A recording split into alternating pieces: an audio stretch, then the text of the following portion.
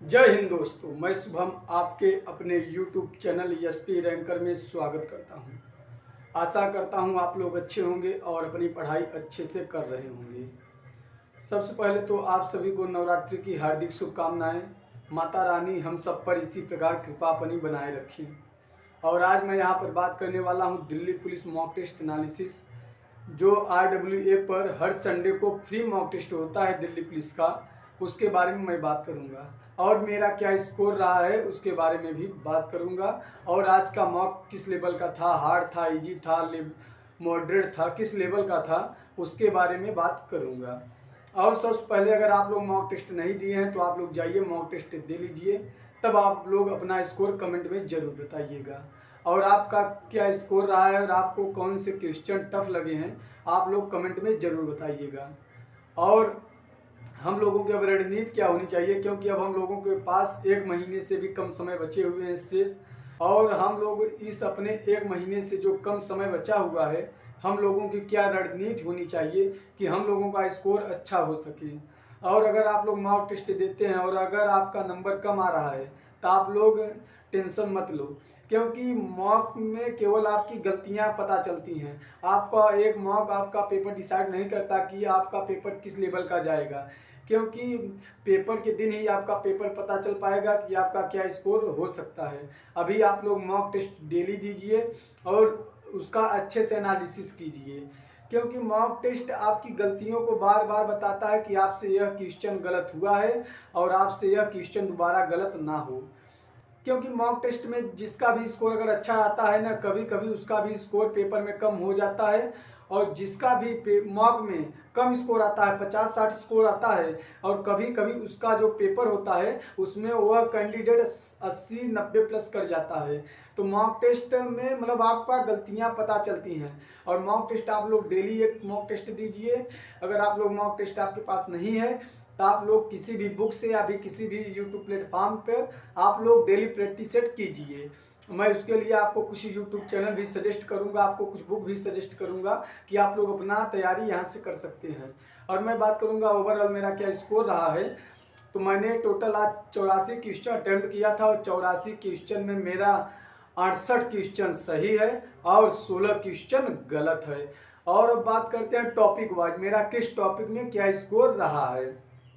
तो सबसे पहले बात करेंगे रीजनिंग में आज मैंने टोटल 25 क्वेश्चन अटेम्प्ट किया था और 25 क्वेश्चन में मेरा 24 क्वेश्चन सही है और 1 क्वेश्चन गलत है। और अब बात करते हैं मैथ में मैंने टोटल 14 क्वेश्चन अटेम्प्ट किया था और 14 क्वेश्चन में मेरा 13 क्वेश्चन सही है और 1 क्वेश्चन गलत है। और अब बात करते हैं जीएस में मैंने टोटल 35 क्वेश्चन अटेम्प्ट किया था और 35 क्वेश्चन में मेरा 25 क्वेश्चन सही है और 10 क्वेश्चन गलत है। और बात करते हैं कंप्यूटर में मैंने टोटल 10 क्वेश्चन अटेम्प्ट किया था और 10 क्वेश्चन में मेरा 6 क्वेश्चन सही है और 4 क्वेश्चन गलत है। और अब बात करते हैं किस टॉपिक में मेरा जो क्वेश्चन गलत हुए हैं, कौन कौन से टॉपिक में मेरा क्वेश्चन गलत हुए हैं। तो बात करते हैं रीजनिंग में तो मुझसे एक क्वेश्चन गलत हुआ था कि जो दिया था 347:14 समानुपाते 122:5 समानुपाते 244 क्या होगा। जो एक एनालॉजी का एक क्वेश्चन था, मैंने इसको 10 क्वेश्चन लगाया था और हो सकता है मैं तुक्का बसी लगा दिया हूँ, क्योंकि मुझे इसमें पूरा कॉन्फिडेंस के साथ तो नहीं, लेकिन 50-50 चांस लेकर लगाया था। तो मेरा हो सकता है कि रीजनिंग में यही एक क्वेश्चन गलत हुआ है। और अब बात करते हैं मैथ में मेरा क्वेश्चन ये गलत हुआ है कि ए 40 किलोमीटर की दूरी तय करता है तो 20 से 2.5 घंटे कम समय में तय करता है, और जब ए अपनी चाल को दुगनी कर देता है तो 20 से 1 घंटा कम समय लेता है। तो ए को 40 किलोमीटर दूरी तय करने में कितना समय लगता है, मेरा यही एक क्वेश्चन मैथ में गलत हुआ है। और एक क्वेश्चन मुझसे नहीं हो पाया था जो समलंब चतुर्भुज का क्वेश्चन था कि समांतर भुजाएं दी थी और एक असमांतर भी भुजा दी थी, तो दूसरी असमांतर भुजा पूछी थी। मेरा मैथ में एक क्वेश्चन वाला छूट गया था। और बात करते हैं कंप्यूटर, तो कंप्यूटर में मुझसे 2 क्वेश्चन जो एक्सेल वाले क्वेश्चन दिए हुए थे, अभी मैं एक्सेल पढ़ ही रहा हूँ, अभी 4-5 क्लासें मेरी एक्सेल की कंप्लीट हुई है, तो इसलिए मेरा एक्सेल में 2 क्वेश्चन गलत हो गया, क्योंकि मैंने उसको तुक्का लगा दिया था। एक क्वेश्चन तो ये वाला गलत हुआ होगा श्योर कि जो दिया था कि कैरेक्टर को जो काउंट करता है वो कौन सा फार्मूला होगा, उसमें दिया था काउंट, काउंटा, काउंटिफ और लेन करके क्वेश्चन दिए थे आंसर। तो मैंने इसमें काउंटिफ का ऑप्शन चूज किया था और हमें लगता है यही क्वेश्चन मेरा कंप्यूटर में गलत हुआ है।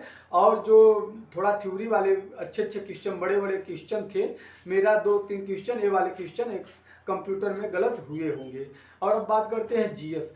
तो जीएस तो भाई कुछ पता ही नहीं चला है जीएस पूछी कहाँ से जा रही है, क्योंकि जीएस में जो आपका करंट अफेयर्स भी पूछा जा रहा है ना, करंट अफेयर्स भी बहुत डीपली पूछा जा रहा है और हालांकि पेपर में भी इसी तरह से पूछा जाता है। तो जो यहाँ पर जिसका भी जो स्कोर आ रहा है ना, तो आप लोग मान के चलिए कि पेपर में भी इसी तरह से स्कोर आपका होगा, क्योंकि पेपर भी ना इसी लेवल का बनाया जाएगा। तो आप लोग टेंशन ना लीजिए, आप लोगों के पास अभी भी टाइम बचा हुआ है। आप लोग अपना जितना ज़्यादा हो सके उतना ज़्यादा रिवीजन करिए, क्योंकि अब नया चीज़ कुछ भी मत पढ़िए। और क्योंकि अब बायोलॉजी में भी आपको पता चला होगा कि 4-5 क्वेश्चन अच्छे लेवल के पूछे गए हैं और फिजिक्स का 2 क्वेश्चन पूछा गया था और वो भी अच्छे लेवल के क्वेश्चन पूछे गए थे कि जो पानी की या जो समुद्र की प्रवाह है उसको किससे मापते हैं। तो मतलब अच्छा खासा क्वेश्चन पूछे जा रहे हैं साइंस में भी। और जियोग्राफी में तो एक पूछा था कि जो भूमध्य रेखा है किन देशों से होकर गुजरती थी, उसमें 3 देश दिए हुए थे, तो उसका वो वाला क्वेश्चन मेरा सही है। और बाकी मतलब जीएस में जो भी क्वेश्चन पूछे जा रहे हैं ना, बहुत डीप क्वेश्चन पूछे जा रहे हैं। और अब बात करते हैं, मुझे जो कट पिट कर जो मुझे नंबर मिला हुआ है वो मुझे कट पिट कर 64 नंबर मिला हुआ है। हालांकि मेरा पिछली बार क्वेश्चन का जो एवरेज था वो इस बार की अपेक्षा ज़्यादा था और इस बार का मेरा मॉक टेस्ट में स्कोर कम हो गया है। तो और इस बार का मॉक टेस्ट आप लोग इजी टू मॉडरेट बोल सकते हैं, हार्ड तो नहीं बोल सकते हैं, क्योंकि इस बार जो क्वेश्चन थे अच्छे लेवल के क्वेश्चन थे, लेकिन ज़्यादा कैलकुलेटिंग क्वेश्चन नहीं थे। फिर भी मैथ में 2-3 क्वेश्चन कैलकुलेटिंग थे और रीजनिंग में 2-3 क्वेश्चन कैलकुलेटिंग थे। और जीएस जिसका भी अगर 30 अगर स्कोर है ना, 30 प्लस स्कोर है ना, तो जीएस में बहुत बढ़िया उसकी कमांड है। आज के मॉक टेस्ट में अगर जिसका भी 30 प्लस स्कोर है तो मान के चलें कि जीएस में उसका अच्छा कमांड है। और कंप्यूटर अगर जिसका सिलेबस कंप्लीट हो चुका है, अगर एमएस एक्सेल, एमएस वर्ड ये सब पढ़ चुके हैं, तो अगर उनका अगर 8 क्वेश्चन अगर सही है तब तो सही है। अगर उनका अगर 8 से नीचे स्कोर है तब तो कहीं ना कहीं अपने कंप्यूटर में रिवीजन नहीं कर पा रहे हैं। हालांकि मेरा भी कंप्यूटर में आज 6 क्वेश्चन सही हो पाए हैं, क्योंकि अभी मेरा एक्सेल पूरा कंप्लीट नहीं हुआ है। लेकिन मुझसे एक क्वेश्चन और गलत हुआ है कि कौन सा वेब ब्राउज़र है जो आपका ईमेल प्रोवाइड नहीं करता है, इस तरह का एक क्वेश्चन था। तो मेरा ये भी क्वेश्चन गलत हुआ है कंप्यूटर में। और हम लोग कौन कौन सी बुक परचेज करें, कौन कौन सी बुक को यूज करें जिससे मेरा स्कोर अच्छा इंक्रीज हो सके, तो मैं आपको यहाँ पर कुछ बुक भी दिखाने वाला हूँ जिससे आप लोग प्रैक्टिस सेट करेंगे तो आपका अच्छा स्कोर हो पाएगा। अब बात कर देख लीजिए मैथ आपका दिल्ली पुलिस का मैथ पूरा इसमें दिया हुआ है और इसमें चैप्टर वाइज मैथ दिया हुआ है। आप लोग इस बुक को ले सकते हैं, अभी भी आपके पास 1 महीने का शेष समय बचा हुआ है। आप लोग अगर इससे अगर डेली एक चैप्टर भी कंप्लीट करेंगे ना, तो आपका 15-20 दिन में मैथ का प्रैक्टिस सेट खत्म हो जाएगा। और बात करते हैं रीजनिंग, तो रीजनिंग के लिए मैं इस बुक को यूज करता हूँ। आप लोग कोई भी बुक यूज कर सकते हैं, किरण पब्लिकेशन की बेस्ट बुक है रीजनिंग के लिए, तो आप लोग किरण पब्लिकेशन की बुक यूज कर सकते हैं।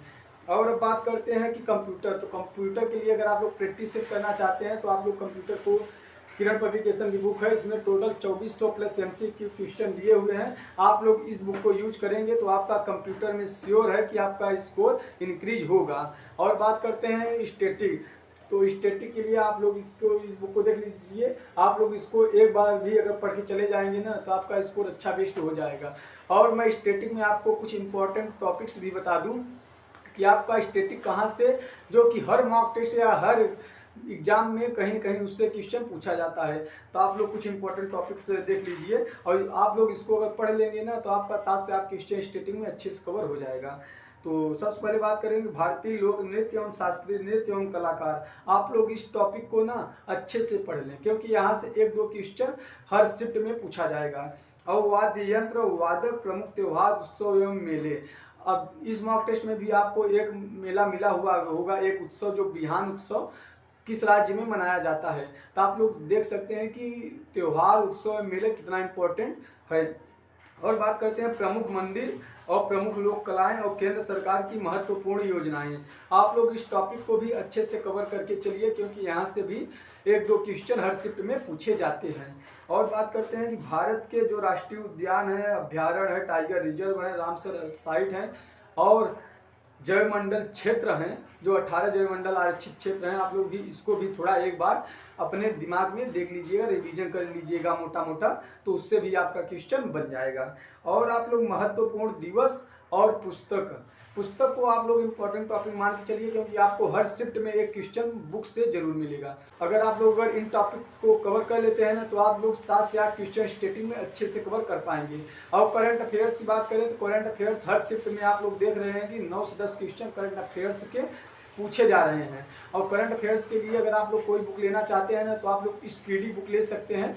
स्पीडी बुक बेस्ट बुक बनाई गई है अपने आप में, क्योंकि अब आप लोगों को 6 महीने पुरानी से करंट अफेयर्स पढ़ना है। अगर आप लोग अगर अब आगे आने वाले दिनों का करंट अफेयर्स भी नहीं पढ़ेंगे ना, फिर भी आपका काम चल जाएगा। लेकिन अब तक आप लोग आज मतलब 15 अक्टूबर तक आप लोग करंट अफेयर्स पढ़ लीजिए। जनवरी से लेकर अक्टूबर तक की करंट अफेयर्स अगर आप लोग अच्छे से पढ़ लेंगे ना, तो अगर 9-10 क्वेश्चन करंट अफेयर्स का आएगा तो आप लोग 7 से 8 क्वेश्चन करंट अफेयर्स में अच्छे से कर पाएंगे।